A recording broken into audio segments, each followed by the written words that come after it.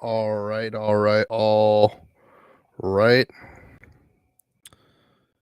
It is Halloween evening. Happy Halloween to all of those of you watching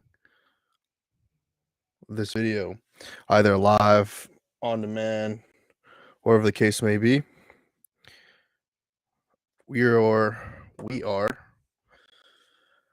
just gonna hang out, relax, possibly browse the web, and chat. And this is another test of a solo concept called Trailer Talks. For those of you who don't know, I'm living in a trailer right now, trying to figure out what I'm doing in a lot of ways. Looking for opportunities. Luckily, it's just me. I've had friends who've lived in in trailer situations before with kids and everything, and it's just me, a single individual that will be uh chilling. No other obligations, no family, no kids, no pets. Well, family, but family is at least in a little bit of a distance away. And I'm tossing up a few different opportunities, tossing around a few different opportunities right now.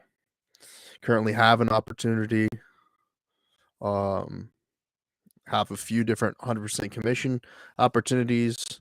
I have streaming, content creating podcast, a few different streams of potential revenue, and so now what I'm doing is just sort of nailing down exactly what I will be doing. I guess in the beginning of the year. I'm not traveling right now, for a number of reasons. To events, partly financial, partly um, just my heart's not in it necessarily right now to travel. Uh, there might be something that pops up. I might just happen to pop up at DreamHack Atlanta. I don't know yet. Um, it's something that I have budgeted for, but I don't necessarily want to go and spend that money if I don't necessarily see the direct correlation or direct opportunity happening. I know a lot of my uh,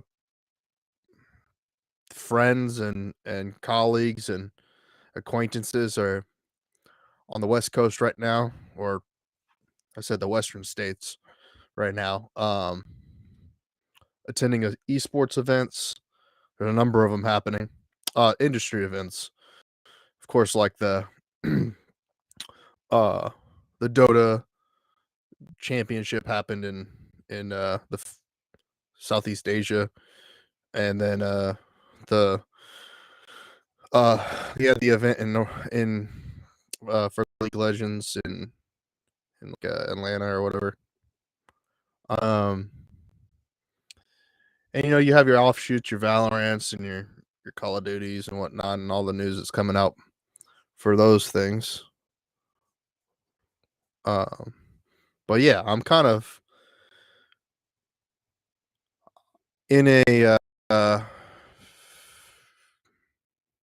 exploratory um, mood. That's where I'm at. I'm looking for something that's diverse and sort of alternative. I think crypto, metaverse, esports, real estate, and like all this digital stuff is definitely cutting edge and everything, and virtual reality. So those are potential areas of interest that I kind of want to work toward right now. And and what I've been looking at is a reflection on my education. I talk about this from time to time on the podcast, and having attended the University of Hawaii, and I talked with my friend and colleague, Niles Monroe, today. When I attended the University of Hawaii, it was a sort of a destination decision. I chose to go to the University of Hawaii because of the beaches, because all that stuff. But I felt an anomaly in a way by looking at the overall demographic of the University of Hawaii. You have a number of Eastern cultures like Korea and Japan and China and Southeast Asia, and those areas that go to the University of Hawaii as an option for getting a Western experience, a Western educational experience. But then on the other hand, coming from like a more Western background like that I come from, uh, you don't get that sort of transfer student like myself all that often. So it was much more likely to run into somebody who was from the islands or uh from overseas than it was to actually find somebody who was a transfer student from the mainland or even from a European or African country or something like that. And there's sort of a contrast in that. I went to the University of Colorado Springs, where there's a lot of people from transferred from like the Middle East and Africa, and a lot of people who went there from the mainland. Not so many Asian uh, students there when I was going to school there, before I actually graduated the University of Hawaii and finalized my degree. Um, but yeah, that was just sort of a reflection on student life that I was having today. And then it was also a larger reflection on like the fact that the larger program that I attended, which was digital cinema through the Academy of Creative Media, is changing in a big way, because while I was attending the um, whether the university calls it new media or online media or uh, digital media, whatever the name that they use to define um, uh, Web 3.5, Web 3.5, Web 2.5, and Web 3, and even Web 3.5 if we want to go there, or even 4 if we get to that level. I think they're getting to the point at which it's more of a realistic space than it was when I attended. Now I have a great foundation of education and history, under historical understanding of who the founding fathers were, as it pertains to this digital space, and who deserves their lays, um, the proverbial lay, the ceremonial lay that you get when you graduate or you do something of accomplishment, or you're making a big change in your life. Like, I know who deserves that award around their neck. I know who that is from a historical standpoint, and like the elders that deserve that. And it's not necessarily the ones that I learned from, even though they were an influence on me. They're not necessarily in influence on the larger diaspora, or like um the larger conversation of who were the founding fathers of the internet were. Like, their contributions were more uh a physical, like a film, come from a film background, a cinema background. And case in point, like people from the US, from USC and NYU, and you know uh other,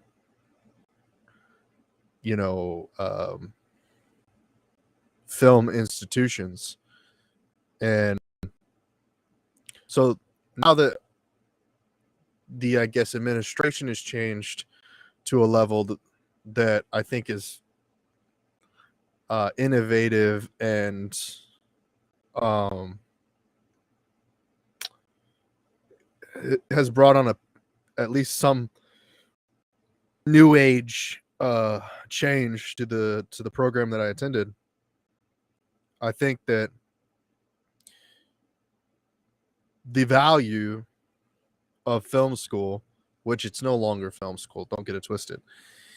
The value of digital cinema school, or even just if we just call it digital media school, is increasing. The problem is that in the university system, you're not going to have your Logan Pauls, uh, your Neil Patels, your Gary V's, your advanced level digital video marketers, teaching tenured classes at the university. Doesn't matter what university you go to. Yeah, you're gonna get like Spike Lee and and master classes or guest speaking spots from the James Camerons and whatnot, attending NYU or USC or even Full Sail at this point. But when it comes to like getting a true education, the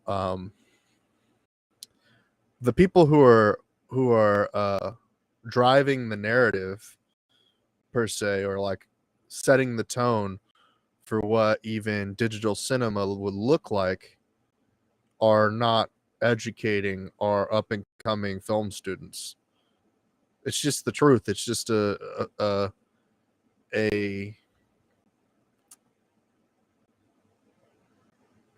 it's a different dilemma than there was when we were talking about physical uh splicing and cutting on in a studio of actual film tape. And maybe that's alleviated by some virtual online classes and whatnot, but I can't necessarily put my thumb on it as to like what is the ultimate value other than a discount potentially that can happen because a university covers the full cost of a master class or something like that, or guest lecturers um attend your university. And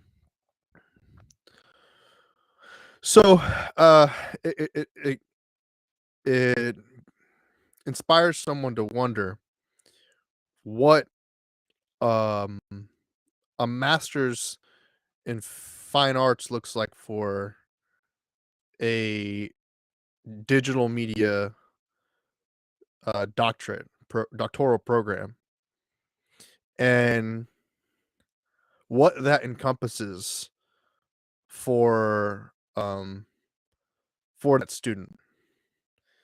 And that person should have a well-rounded, robust understanding of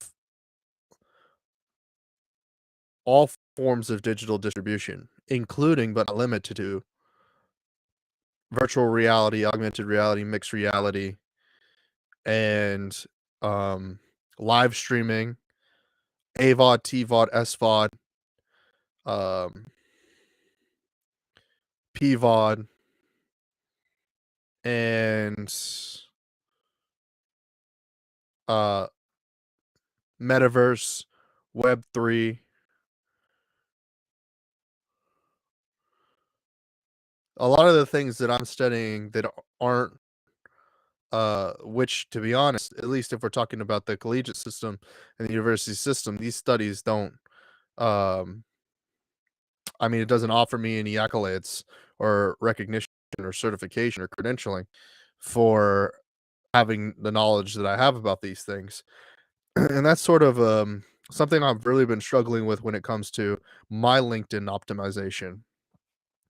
And and I want to help a lot of people with their LinkedIn optimization. So if you're watching the video, you'll see across the bottom is a running URL that you can go to, and you can submit an application for me to audit, review, and report on your LinkedIn profile. So you can go to https:// www.trentknox.com/LinkedIn optimization, and you fill out that form. I'll take a review of your I'll make a review of your LinkedIn profile. Even if you know what you're doing, send it in, because um it'll give both me and the people that also submit the forum um some template or opportunity to improve their profiles as well. And once you've submitted the form, there opens up a door for other opportunities in collaborating with me, and potentially coming on to one of the series, either that be business talks with Trent Knox, um or even a different series that is on the Trent Knox show, where we'll talk about our segments. I don't know if I call these segments or series, really, to be honest, because ultimately they're all going to be distributed on the Trent Knox show podcast, um, which you can find at anchor.fm/Trent Knox.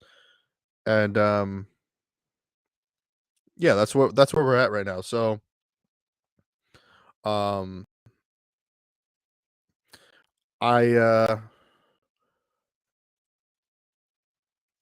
I'm trying to be more active in creating content, as far as like documenting my thought process, and um working through the challenges that are facing a lot of us today, including myself. And these these challenges come in the form of like content consumption as well. I want to talk about that a little bit.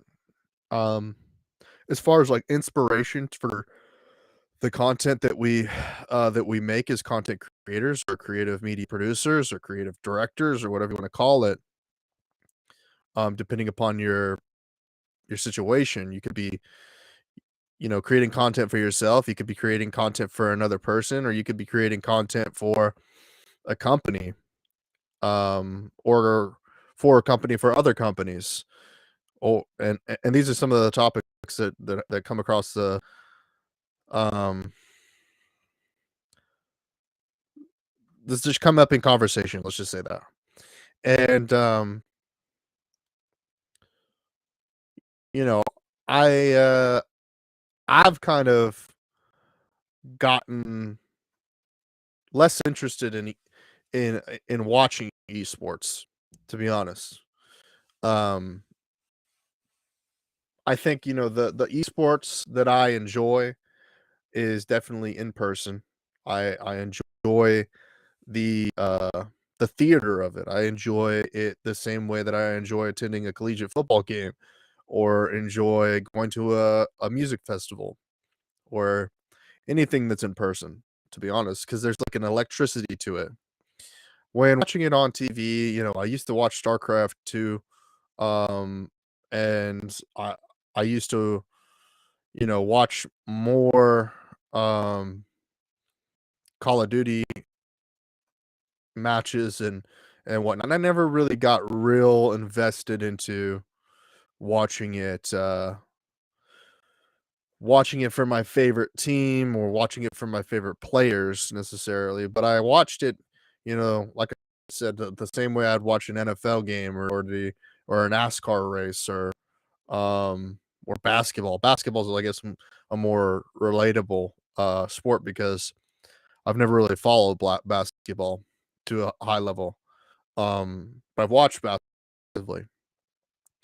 And so what's interesting about this conversation is, you know, back in um 2012, 2013, 2014, 2015 timeframe, I was watching Justin TV, and then I eventually uh watched Twitch, and in between that, I was watching StarCraft on Gum TV, and Twitch became the main platform where I watched content for a while. I'd watch, the popular streamers that were on the platform as well as esports tournaments. So from about 2015 to about 2018, you know, that was my, I'd say, preferred platform for content watching. And I say that with like a hesitation, because I honestly wish I could compare YouTube to Twitch during that time frame. Like, how much more Twitch was I watching than YouTube? And honestly, I'd also like to compare that to how much Call of Duty I was playing, because back then I played a lot of Call of Duty, a lot of Madden, and a lot of World of Warcraft. Uh, you know, I think that, like, I only had so long from the point at which I graduated college in 2015, that I didn't have till 2016, where I started to, like, go and try to start a career. And I was lucky enough to kind of have a stable place to live, with my parents at the time. And but then it got to the point where I felt a little bit like one of those, like, lazy bum young uh stay-at-home sons, in a way, back then. And I I I didn't want to accept the fact that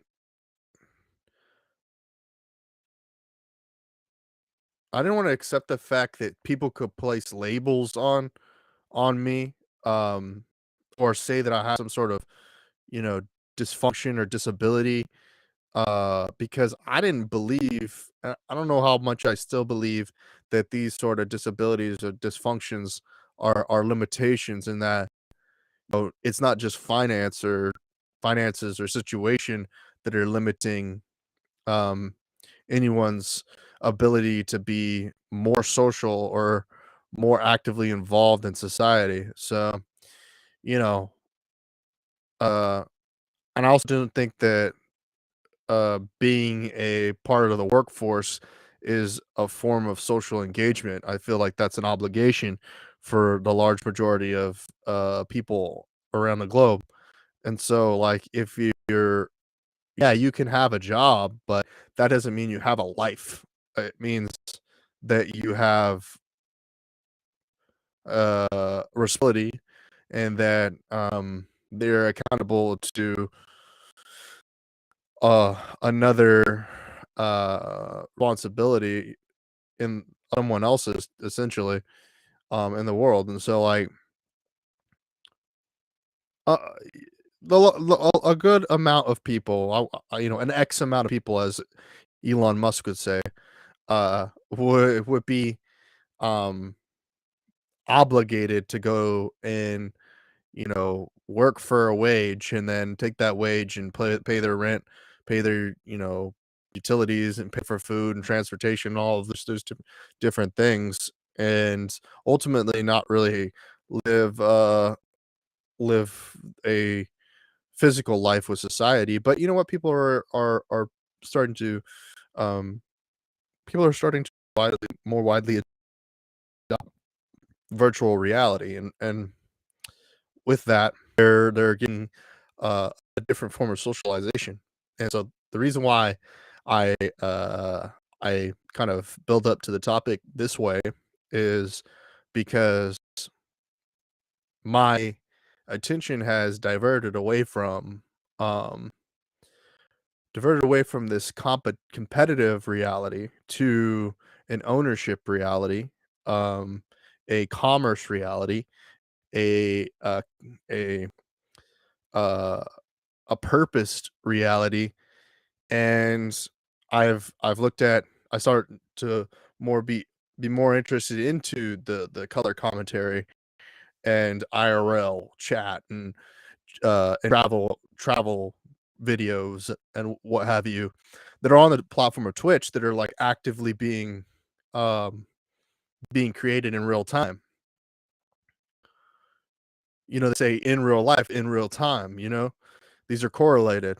And even another layer to that is I'm sort of seeing the mixed reality component that you get from like a sushi dragon, where you have both in real life content, just chatting content, juxtaposed to uh digital reality content, and hybridized in a way in which you've got in real time motion graphics overlaying over the top of that uh 2D instance or 3D instance, whatever it may be, of reality. And then if you go full body, if you go full body into virtual reality, you have the components of mixed reality with motion capture and mocap devices, to where you're using a 3D avatar and what have you to represent yourself and your digital cyborg. And with Meta's new release of the Meta Quest Pro, you'll you'll begin to you'll you'll begin to blur the lines between our perception of the sense of vision and uh somebody knocking on my door. What's up?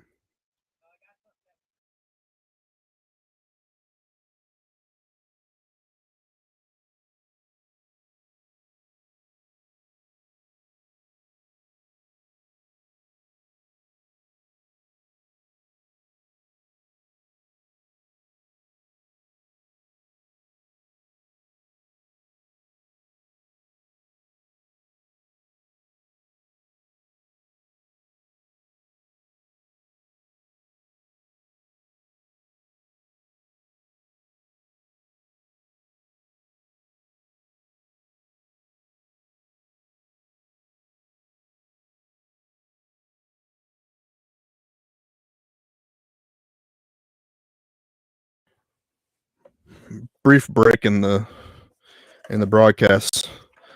Gifts. Family bearing gifts in a nicely packaged Halloween gift. I saw this on the table earlier and I didn't ask if this was for me or not, but oh man. So yeah, the augmented reality, virtual reality, mixed reality.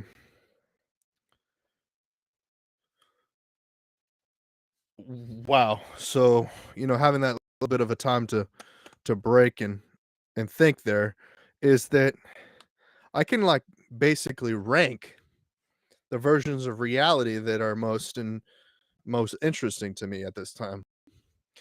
So, if we're talking about XR, which is experiential reality, that's sort of a component. This XR is a component of physical reality. And so it almost feels digital in nature because the coordination, the production, the marketing component of experiential reality is designed and brought to you by virtual reality. So the people that you meet on social media no matter what platform it is on, or just online media in general, through whatever channel that people are connecting you on, then you meet these people for either the first time, or the, you know, uh like someone that you've, a long lost friend or something like that, you're reintroduced to them um in the physical world through experiential reality. And but that's like a high ticket, high high value experience. So this the more accessible reality at this time is uh is virtual reality, and it's that way because it's, almost, for the at this point, large majority of people in the connected world, uh the fastest way to connect. And that's where it, it's developed for me. Whereas when I was younger, when I was in high school and in college, um this convergence of sorts was happening in real time, and the physical reality was still a big component of and necessity for people to be able to accomplish the things that they want to do in their lives. So, that's not necessarily the truth anymore. I think that the majority of people can go online and learn whatever they want to learn, get the credentials and the education that they want online. I don't think anyone is I don't think the jury is out on how to increase the value of what you get from offline content to what you get online content wise. I think, you know it's great if you're a person that is looking for a relationship, a physical relationship. You need to go out and engage with people that you don't know or people that you do know, and formulate the relationship that's going to, help you find your mate in life, or your mates in life, or what have you. And I think, for me, that's something that is uh of an interest to me. I still go out and I still meet new people, and you meet potential romantic partners, meet potential business partners, meet all different type of relationships through physical reality.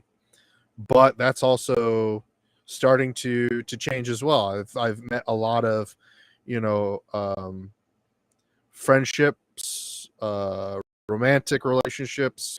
I've met business relationships, all online, all through a digital virtual environment. And it also is a lot easier to talk to people online, because there's a sort of a disassociation with how people react, people's reactions, and what they have to say online has like sort of a diminished value in ways that I think is challenging, because then that ultimately becomes like um the increased value that a physical engagement brings to the table. A lot of people who are maybe doing or saying things that they shouldn't be doing based on societal standards can get away with that online, but then when it comes to physical um, engagements, they could get called out for it, or you know so, you know, face consequences in a physical reality for those belief systems. And that's sort of like what we're seeing with Kanye and at a large scale, and also with Elon on a large scale. um there's not many other controversies out there. And I mean, the other controversy being Andrew Tate. He's seeing the consequences of what he says in a virtual reality, in a physical reality as well, through his people, canceling him online, and canceling him in real life as well. So real life, and a lot of people who are like um, virtual reality elitists will say like meat world um, versus versus digital world, or whatever, meat space versus cyberspace. And all interesting. The broadcast that I was watching just actually ended. Um, so now I'm gonna go over here, and I'm going to change the broadcast to one of the broadcasts that I follow a lot, and that's in the VR chat space, Rafflegator, because he's a great curator. He brings a lot of people together. Um, he has his own controversial belief systems that you know I've seen him ego a lot of people and grief a lot of people on his platform. But I feel like as a viewer, I have I have a disassociation, or I can just kind of turn off the broadcast and go somewhere else if I'm finding that he's being too you know egotistical or manic in any way. um I could just leave. And that's actually what's really beneficial about virtual reality versus physical reality. Because if you end up, attending an event or something like the Travis Scott concert that everybody got trampled at, or even the horrific events that happened during Halloween weekend in South Korea, like there's not much you can do. Like you suffocate to death, get trampled to death, or whatever the case may be. There's no way of just like, you know, there's no, like, if you're in it, you're in it, and then that's the situation. There's no real way to turn off the entertainment or remove yourself if you're in the vortex of the eye of the storm in a way. You know, the proverbial shitstorm is you're gonna have to wear the right attire before you go out. Um, like this whole mask situation previously for COVID or whatever. Like that was your defense, and your way of mitigating any issues that might prevail in a physical reality. And so now it's all about how do you protect yourself in a digital landscape as well. And that's more challenging given the instant access to content, and instant access to malware, spyware, and all of the things that the online medium brings to you.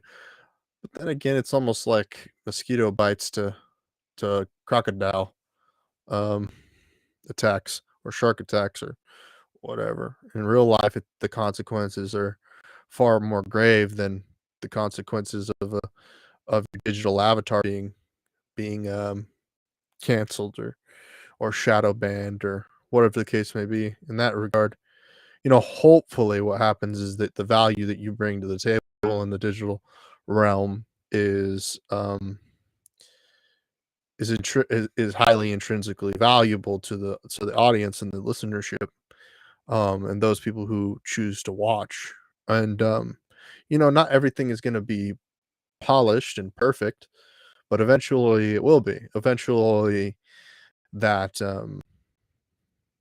if you continue to do it long enough, you know, and you continue to refine your offering and it gets better and better over time, you you end up having more people buying into your personality, buying into your entertainment, buying into your services, your products, the things that you are distributing in a digital format.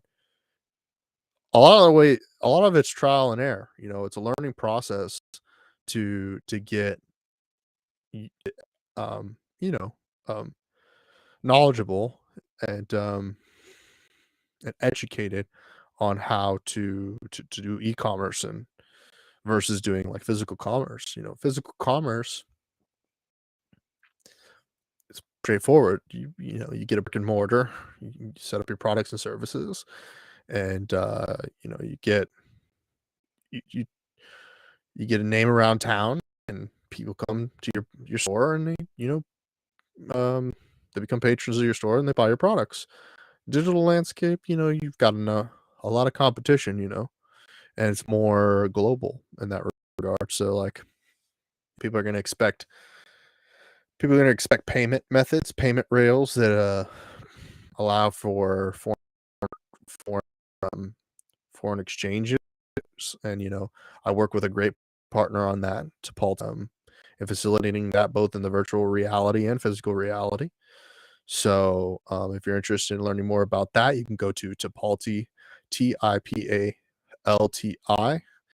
.trentknox.com, and you know, reach out to them, check it out. I've written a few different blogs with them in regards to the esports and gaming space, but we've also done some other content as it relates to the creator economy, um, Web 3.0, and those types of subject matters as I explore them, as I work with clients in this space, in developing, you know, different Internet of Things. Another example of that would be OTT distribution with a company called Uscreen, which you can go to https:// uscreen.trentknox.com, and you can check them out. They are an OTT distributor, with everything that's going on with Twitch and with everything that's going on largely in the creator economy, as far as video distribution as it pertains to monetization. Um, having as a content creator, as a small business owner, as a distribution company, having your own platform that multi distributes to all of the smart devices out there, can really benefit your monetization model, whether that be AVOD, TVOD, SVOD, PVOD, fast, um, subscription based, anything. Yeah, it's all accomplishable by working with Uscreen. Um, and there are other resources that I have available for internet providing. I have resources available I have resources available that are, you know, uncommissioned, for people who are interested in doing like live on location broadcasts with TV networks. Um, I also work with LiveU and Teradek and those companies as well. And um, if you're looking for uh, if you're looking for like a more consumer grade things, I implore you to go to walmart.trentknox.com. Walmart, you know, number one retailer around the world. Um, you know, Amazon's pretty close actually. Amazon's pretty close to them, number one or number two. So it's between Amazon and Walmart. You know, Walmart has more of the physical retail stores around the globe. So yeah, go to walmart.trentknox.com, and you can see some of the stuff that we've got going on over there, commission based, of course. And yeah, so as we wrap it up, I guess in the next 15 minutes, I'm going to be talking about just basically what it takes to be um, what it takes to be a content creator, what it takes uh, to get to a point which you're like a freelancer, um, and what are some of the things that you should be doing as a content creator, freelancer, consultant, small business owner, entrepreneur, all of these things, all these labels that you can put on yourself as describers of what you do. Um, Descriptive labels. Yes. Um, for me, it definitely comes from a foundation or inspiration of content. You have to be passionate about a particular activity, whether that be video games, horse racing, um, race car driving, um, this is how it goes. Like anything that's a simulation in a video game and you enjoy doing it, by all means, do that in physical reality as a hobby first, as a content creator, just to get your chops up, just as a creator, get your chops up. My foundation started with music. I grew up in Texas, and I was interested in chopped and screwed music. I was working in I was doing an internship in a music studio. They had access or they had access to Logic and DJ equipment and mixers and all of this stuff that I never had access to while I was growing up, and always seemed was interested in a way about DJ consoles and mixers and things, but I never really had the opportunity to explore that space for due to like being told like all the time by my family that it wasn't an expense that we could afford. Um, and maybe I didn't, you know, maybe I didn't voice myself um, a as much as I I could have, you know. But I mean, like, I got a gift from when I was like, um, I remember what I don't know how old it was actually, but when I was younger, a lot younger, I was gifted a guitar, and I like I played the guitar for a while, went to lessons and all of that, but I didn't really become like an instrument that like really translated throughout my life. That must have been like 7th grade, and I carried that guitar with me, like, up until, like, now. I still have it and everything. It's lost. It's an electric, Fender, Squire, entry level kind of electric guitar. Lost the amplifier somewhere along this journey. Um, but yeah, I tried to play the guitar and didn't really vibe with me. Um, so then I kind of, I didn't really have a musical outlet until um 20 2016 when I was working for this studio, and I had a passion for I had a little bit of a passion for video and live streaming already. So but as far as like creating live stream content, uh while I was at that studio was when I was like on SoundCloud, with the other kids and whatnot. And I was an adult by then now, but I mean, like, these kids were like also like 17, 18 years old as well. So they weren't much younger than me. I mean, like 4 years is not a long time, especially in your young when your early 20s.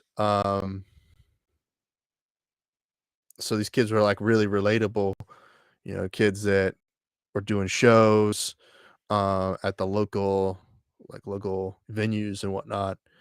And there was like a level of pretension to it as well because it was like there was like more like classical musical mu- classical art classical kids, call them artists, call them musicians, whatever you want, doing like uh traditional instruments like the trumpet and the cello and the piano and those sort of things.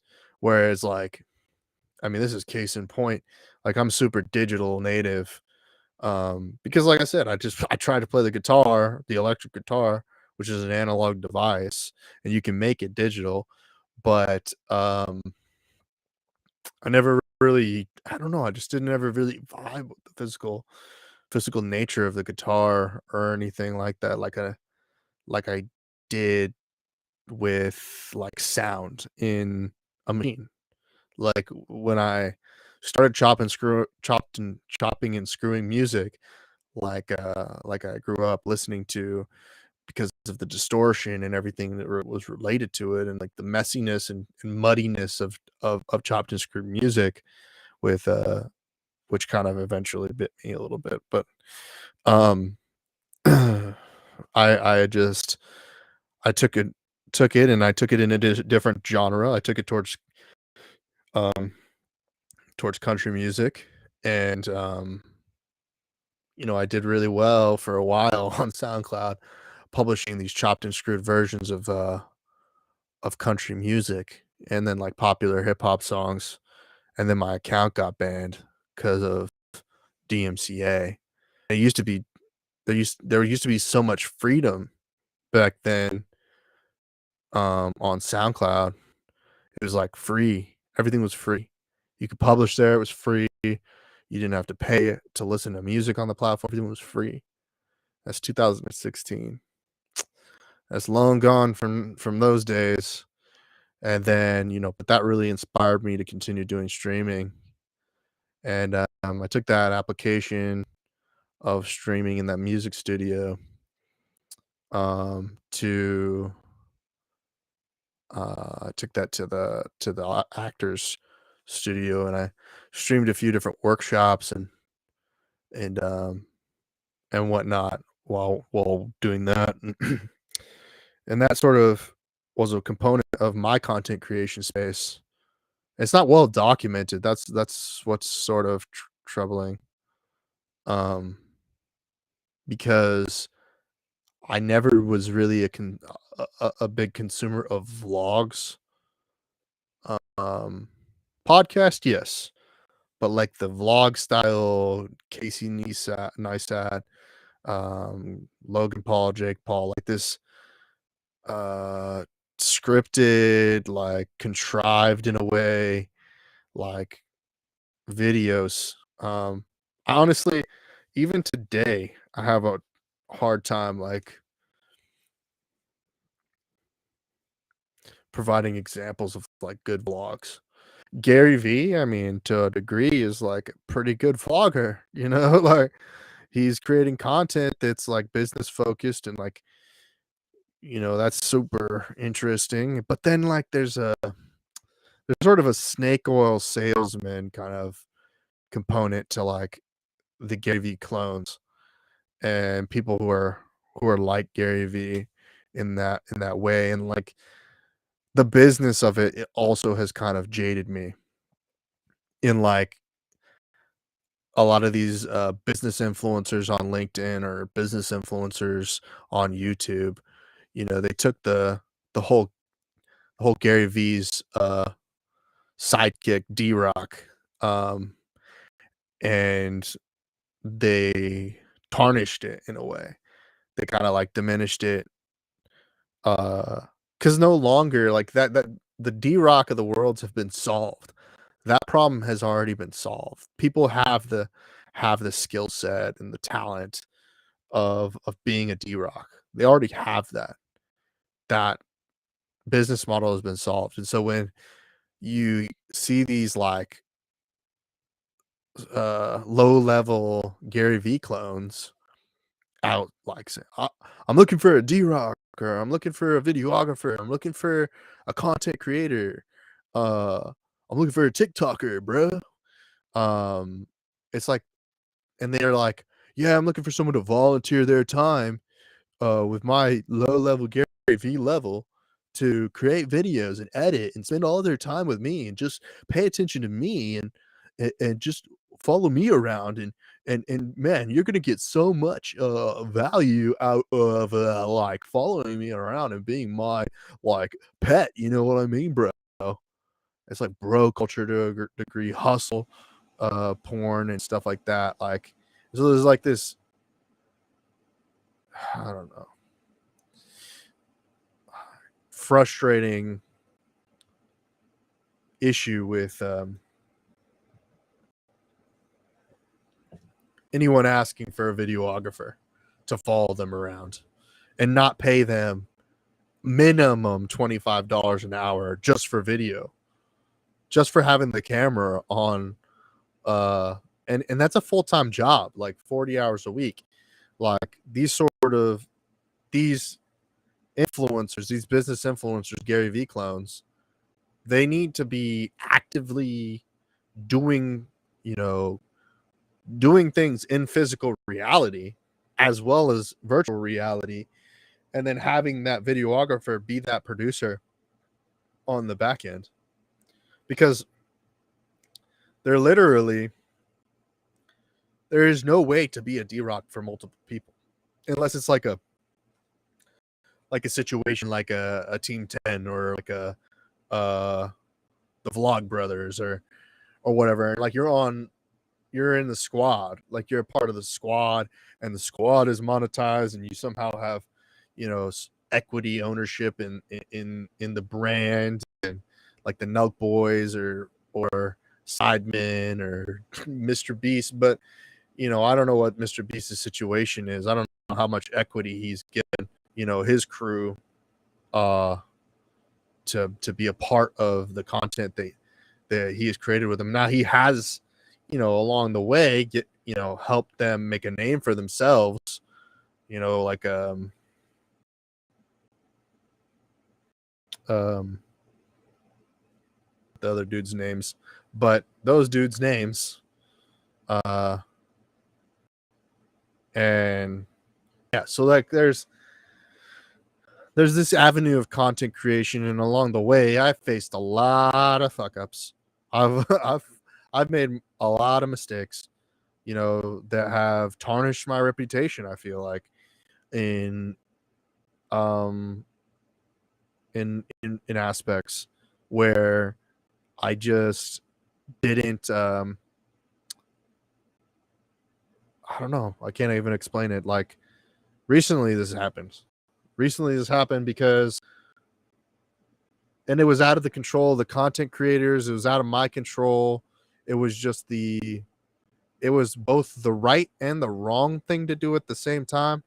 You know, you want to be um you want to be personable, you want to be well liked, and sometimes the thing that will make you most well liked is a diminish can diminish uh the creative that you're doing in the long run.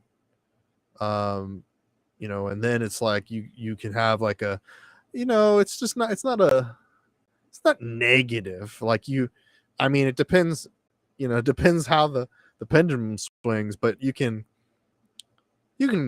anyone who's in any situation can talk themselves out of, you know, out of being negatively characterized or you know, having shade thrown on their name, uh or the insinuation of shade being thrown on their name. And sometimes you just don't know what things are being said behind your back about you, you know. And this is a good example of it. I mean, I am currently broadcasting to to like to no viewership on a live stream. Um, and this is a very familiar space to be in. And it's largely due to like the fact that I haven't been around creating content um, for for a while, and now I'm just trying to get this muscle refined again, um, and get back onto the on track with creating content. Um, and so if we kind of reflect on where this last 15 minutes has gone, it's been the discussion of how to make it as a content creator and make it as a content producer and make it as a creative media director and make it as make it in these labels and things like that, and even a technology developer and an inventor, if you want to be a tech inventor. It takes a lot of trial and error, and there are there are memories in my resume and history of events that lead to where I'm at today that they're dark. There are also really really bright ones. So that as far as the low lights and the highlights, they're all there. And in the Venn diagram of life, some of these things they cross over, man. They could be good or bad, just depending on how they're caricature, caricatured or presented. That's why I got to carry a lawyer in my back pocket all the time, or side pocket. That's why we have these digital devices to look up words and figure out what they mean. Are they positive or negative? And in this context, is it this or that?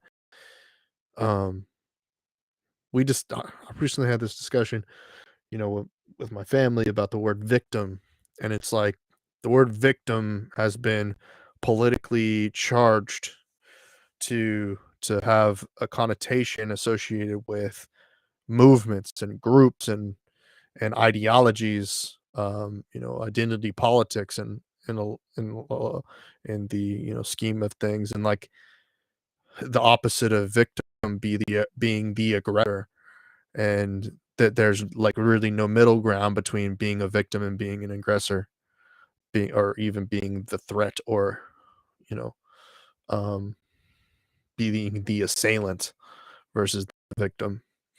And that's so ultimately comes down to like you gotta have you gotta have people in your corner that are are willing to throw you under the bus, but also pick up the bus. That are willing to be like, oh man, probably shouldn't have thrown the bus on that dude, but you know we'll pick that bus back up at a later date, and we'll put him through. We'll put that individual through rehabilitation. And since we threw the bus on that dude, man, that dude actually quite you know the things that individual has to say, the things that the neuroplasticity of the individual, the ability to change, the ability to um recognize when someone's being jaded, and then take that jadedness and smooth the jadedness out, change the pitch, change the color, change the the perspective, and then repackage, redistribute, and sell it as a new product. um yeah, so these are the trials, these are the tests, these are the errors, these are the things. Anywho, as I kind of close on this, because I went a little bit over 5 minutes over and maybe 10 minutes over.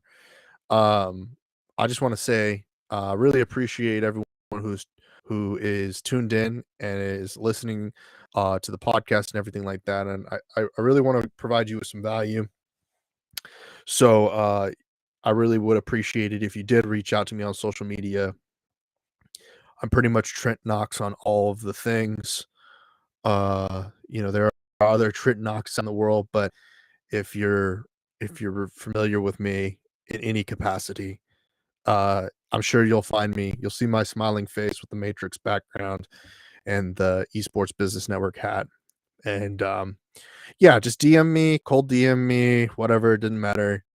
I'll try do my best to respond. If you want to have some anonymity or whatever the case may be, just send me an email. Whatever. Like, I don't really doesn't bother me how you reach out to me if you need some help or you want some advice or just want to talk to somebody. Yeah, just reach out to me. Also, if you're like struggling with LinkedIn or your resume or interviews or whatever, I mean, I have failed at more interviews than I count. Uh, uh, I've learned who I am, what I'm looking to do, and what value do I place on my efforts. I know these things to a very good. Um, I know these to a T. Put it that way. Yeah, so you can learn from me and get my feedback by going to go to https:// www.trentknox.com/LinkedIn optimization, all one word, LinkedIn optimization. Um, I'm not sure if there's a link directly on the website. Maybe I should probably put a link on the homepage that you can click on trentknox.com so you can go straight there. Other resources, jobs, as far as like the whole gig economy are on there. I could probably, if you were considering being a Twitch streamer or, or any form of content creator, give you some advice as to what you should do and what you shouldn't do. But largely, you already know all those things. It's also not something that I've gotten a lot of success at. I've built a little bit of a following on LinkedIn, based on what I know about the platform, and yeah, so I have more experiential value to give you about LinkedIn because I've been a hustler, somebody who's really grinded to find opportunities as a small business operator, freelancer, independent contractor, what have you. Hitting the forums to find people that are searching for people that are content creators or searching for marketers or what have you, and even as an agency helped find a teams that would facilitate the needs of businesses. Yeah, so I think that's going to be the end of this broadcast. Again, thank you for listening, everything like that. Follow me on all social medias, and we will pick this back up on the next broadcast.